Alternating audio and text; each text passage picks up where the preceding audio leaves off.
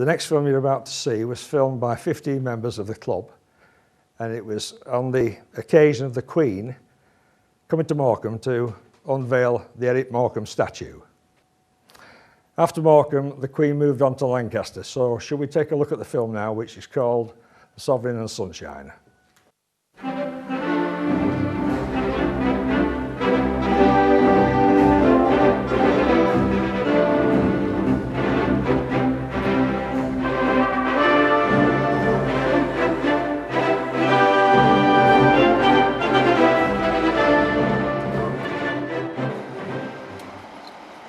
In the cool early hours of Friday the 23rd of July 1999, a gleaming royal train driven by Ken Nuttall pulled into Bear Lane Station, Morecambe, carrying Her Majesty the Queen and Prince Philip.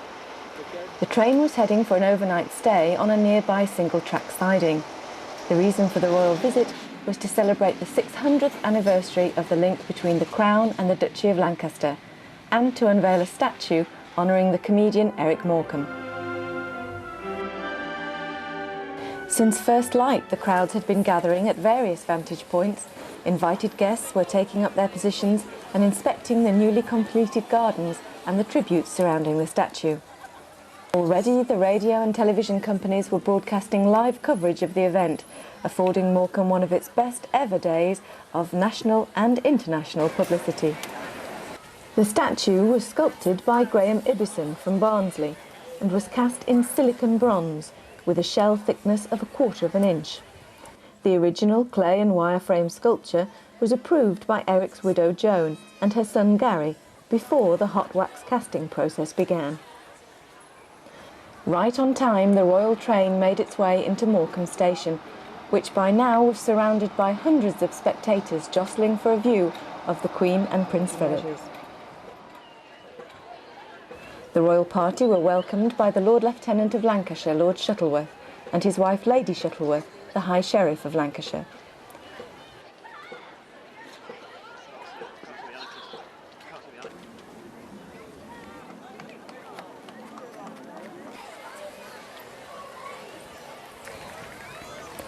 The civic presentation line included the Deputy Mayor of Lancaster, Councillor Terry Evans, the leader of the Morecambe Bay Independent Party, Patricia Heath, the local MP, Geraldine Smith, and retired former Town Clerk, Charles Wilson.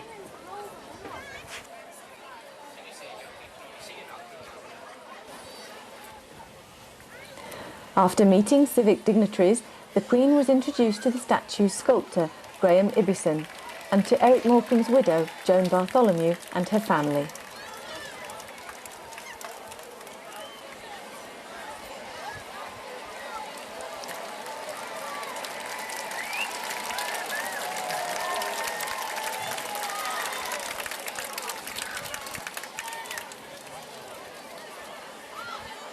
Charles Wilson invited Her Majesty to unveil the statue, and judging by her expression, it was a duty that she enjoyed as much as the thousands of onlookers gathered around the statue and gardens.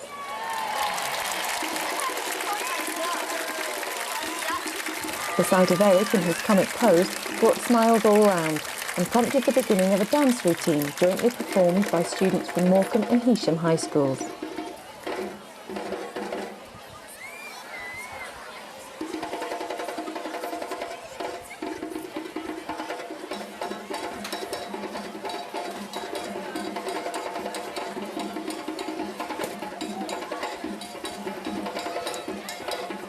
The African dance symbolised both the feeling of warmth and sunshine generated by Eric and his love of the migrating wild birds that stop over in the bay en route to Africa.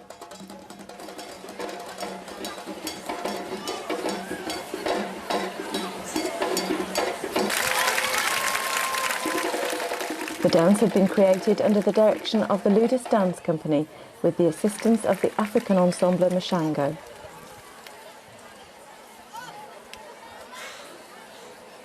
Patricia Heath presented the Queen with a miniature replica of the Eric Morecambe statue as a souvenir of the unveiling ceremony.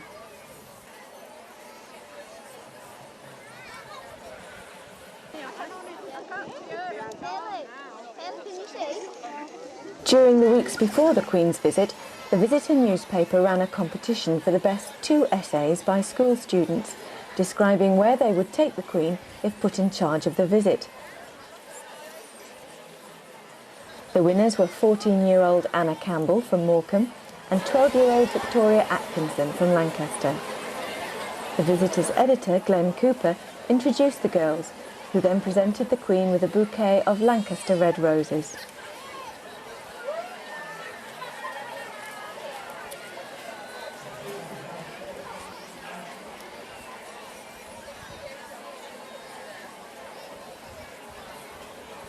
Sir Robin Day and Frank Finlay were 2 of the guests who represented the dozens of personalities who had appeared in the Morecambe and Wise shows.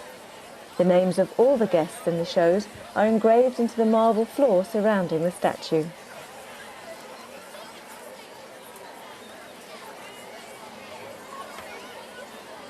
The engravings also include many of the catchphrases used by Eric and Ernie, such as "What do you think of it so far? Rubbish," and "You can't see the join." Many of the lines were written by proud scriptwriter Eddie Braven, who was one of the invited guests.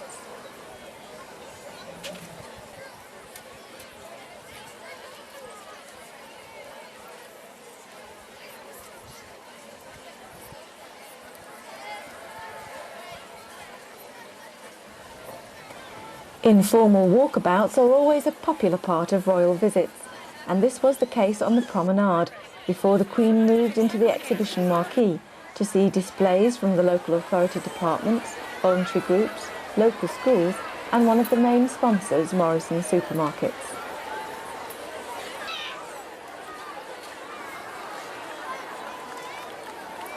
While the exhibition tour was in progress, the press corps took the opportunity to photograph Joan Bartholomew, her children and grandchildren, for whom this must have been one of the most memorable days.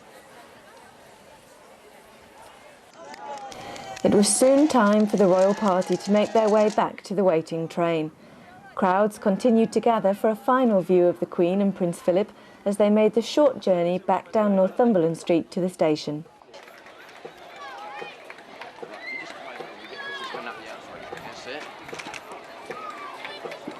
If you do a side profile now, that's it.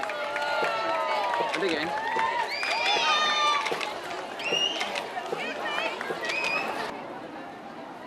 The second part of the royal visit to Lancaster was about to start, but it was also time for the media and general public to have a closer look at that Eric Morecambe statue and gardens. That's right, Morecambe has chosen to honour Eric. This silly man who brought sunshine into so many lives is home again.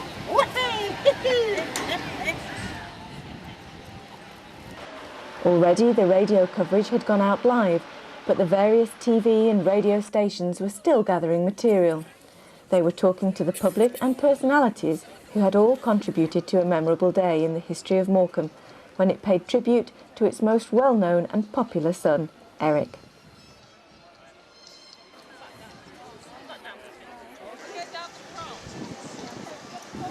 As the royal train continued its journey to Lancaster, last-minute preparations were in hand around the city streets and castle grounds, where the tension was beginning to build for those taking part in the 600th anniversary celebrations.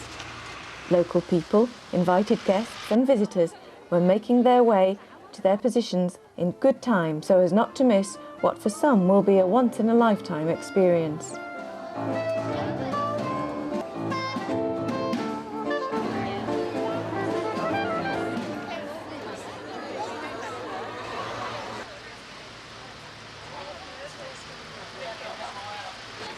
The Lowland Band of the Scottish Division entertained crowds waiting outside the castle and priory with a selection of favourite band tunes.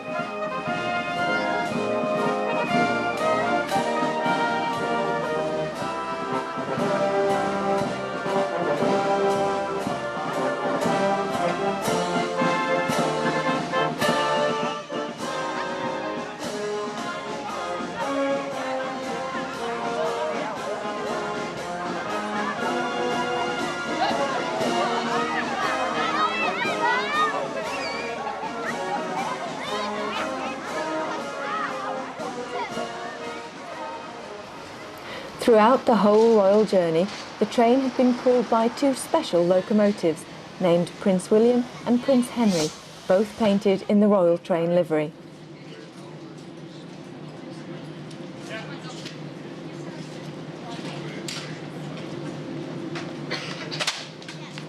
On the journey between Morecambe and Lancaster, the Queen was presented with a commemorative brooch to celebrate the 600th anniversary of the link with the Duchy of Lancaster. This she exchanged for the one she had worn at the start of the day.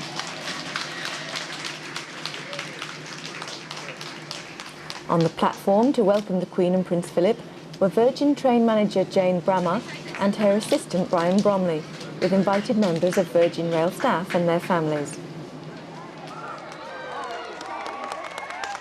The crowd by now had swelled and gave the Queen a warm welcome. Visitors from around the world joined locals to struggle for a glimpse of the royal couple. The Queen was greeted by Dr. Jack Cunningham MP, the current Chancellor of the Duchy of Lancaster, and Michael Riddle, Clerk to the Duchy of Lancaster.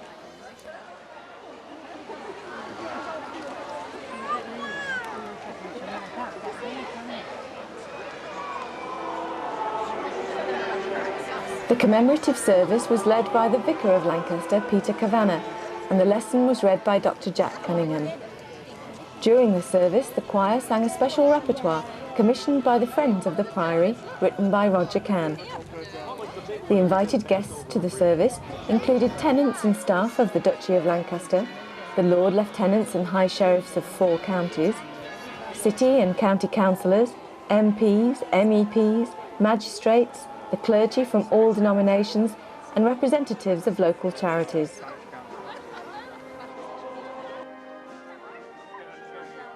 The first walkabout in Lancaster took place through the grounds of the Priory, meeting and talking to some of the many invited groups on this special day in Lancaster's history.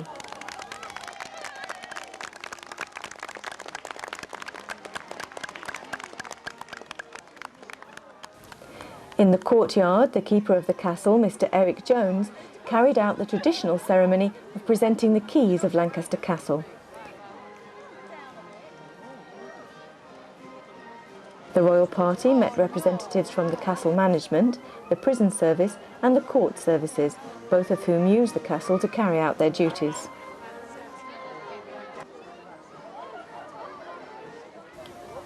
When the formalities of the key presentation were over, the Queen and Prince Philip were able to talk to the crowd, who had been waiting for some time all around the castle grounds.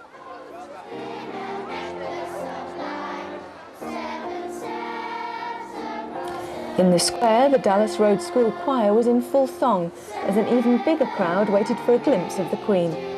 During the walkabout, the guide was Chief Executive and City Treasurer David Corker.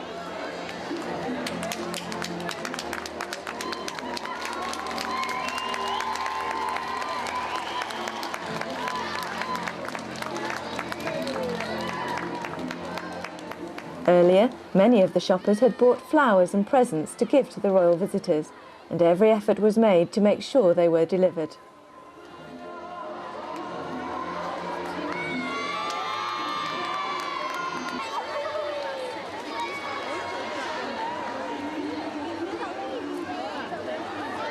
"40 children, aged between 7 and 11 from Dallas Road School, had been asked to entertain the crowds and the royal party in Market Square.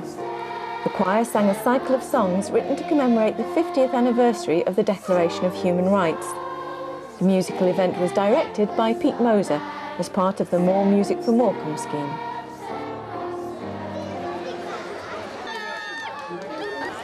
As the walkabout was drawing to a close, crowds were gathering around the Town Hall in Dalton Square to watch the preparation of the Guard of Honour and to be in a good position to see the royal party greeted by the Mayor of Lancaster, Councillor Sybil Rostron, and the Mayoress, Sylvia Rogerson.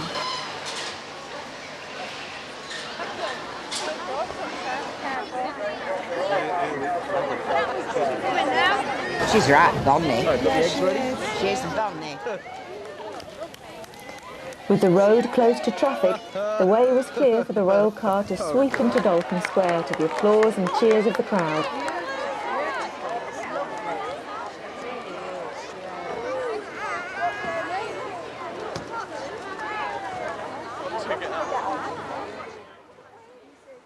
The Guard of Honour, formed by the Duke of Lancaster's own yeomanry, were ready for inspection and formed an impressive entrance to the town hall.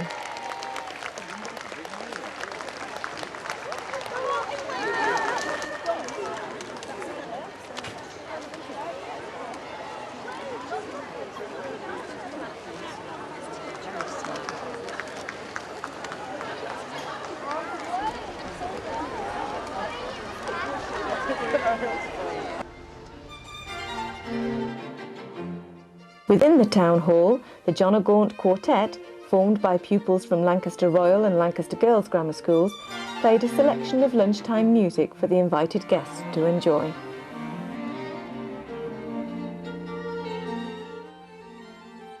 Throughout the duration of the Queen's sojourn at the town hall, the royal standard flew proudly from the flagstaff.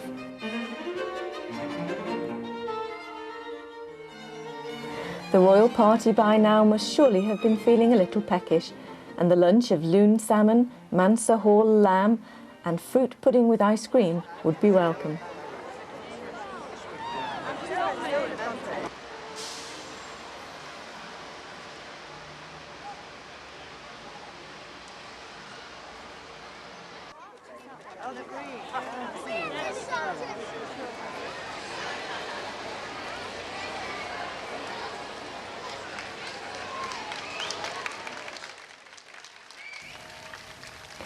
Having enjoyed the hospitality of Lancaster people, it was time for the royal visitors to leave the city for further engagements at Myerscough College near Preston.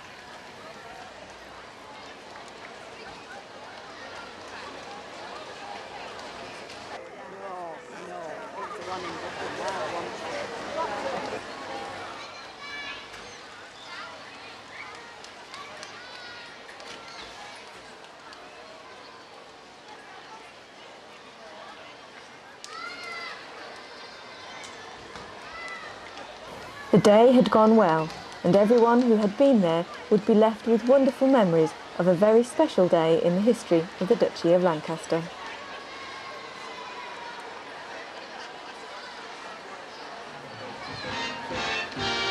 Bring me sunshine in your smile. Bring me laughter all the while. In this world where we live, there should be more happiness. So much joy you can give to each brand new bright tomorrow. Make me happy through the years. Never bring me any tears. Let your arms be as warm as the sun from up above. Bring me fun, bring me sunshine,